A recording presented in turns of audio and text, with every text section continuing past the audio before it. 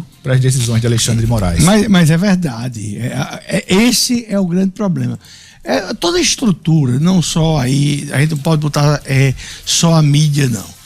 Eu diria que toda a estrutura, como o Lula bem define, as elites brasileiras, elas bateram palmas pro Alexandre de Moraes e foram dando corda ao Alexandre de Moraes, e o Alexandre de Moraes foi indo em frente. E estava sendo interessante para todo esse pessoal, da Faria Lima até a comunicação, porque o objetivo que eles tinham todos foi atingido, que é a prisão do Bolsonaro. Quando o Bolsonaro foi trancafiado e diante de inúmeras atrocidades cometidas em decisões que fogem do paralelo, tipo, eu vou citar uma da agora, de final de semana, a prisão de Felipe Martins e de outro 8 processados, porque um fugiu, falsificou um documento, fugiu para o Paraguai. O Moraes eram 9 do processo, o Moraes decretou a prisão de 8. De todo mundo. Foi. Assim, não tem nada a ver o comportamento de um com um dos outros. E ficou todo mundo calado. Entendeu?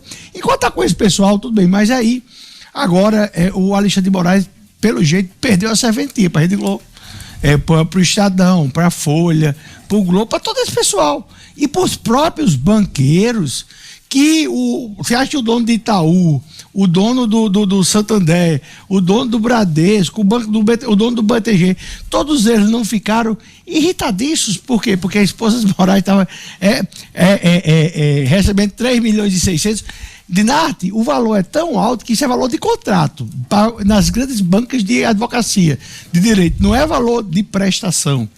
Que aí, quando se um banco mais está pagando 3,600... Isso é valor de contrato, é verdade. É valor de um contrato. E você divide o contrato em 36. Pronto. 36 prestações de 100 mil. É isso aí, o valor de um contrato. E aí, até nisso, inflacionou. Porque você acha que não ia ter que pagar para outras pessoas esses outros valores bem elevados? Então, assim, chutou o valor das causas lá do Supremo lá para cima. E aí todo mundo, tá demais. E agora eu sinto que o Alexandre de Moraes, o Toffoli e o Gilmar Mendes, eles estão num barco sozinhos, só que eles detêm muito poder. Eu vou dar um exemplo bem claro. Quem estava ali muito alinhado com eles, Flávio Dino. Mas Flávio Dino é um cara que já foi governador, deputado, juiz. Não tem nada Flávio Dino no passado em relação, assim, a dinheiro.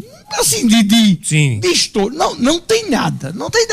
Ele sempre foi um servidor público de sucesso. Foi juiz federal, que é o servidor público aí mais difícil, né, para entrar. Foi na política, ele foi senador da República e governador, né? Aí volta para o judiciário como ministro do STF.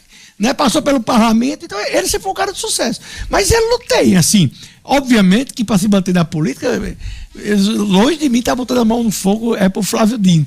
Mas não tem histórias, como a gente escuta de outros ministros.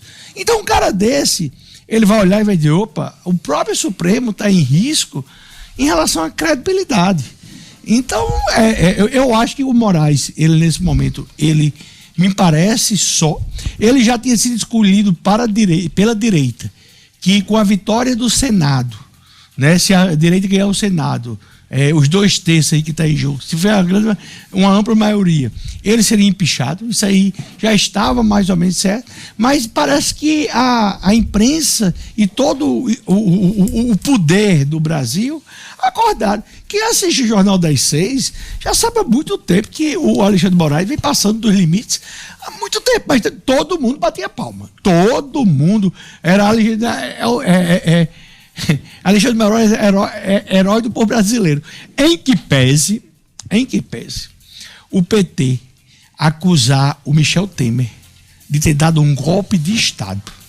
E o Michel Temer foi quem indicou o Alexandre de Moraes para o STF. Então, na teoria lulopetista, o nascimento de Alexandre de Moraes no judiciário foi através de um golpe de Estado, coisa que eu não concordo, que não foi golpe de Estado. O impeachment foi legítimo, foi dentro das regras. Quem comandou, inclusive, a sessão de impeachment é o ministro da Justiça, que foi o grande responsável por ter cometido uma aberração que foi separar a cassação da cassação dos direitos políticos durante 8 anos.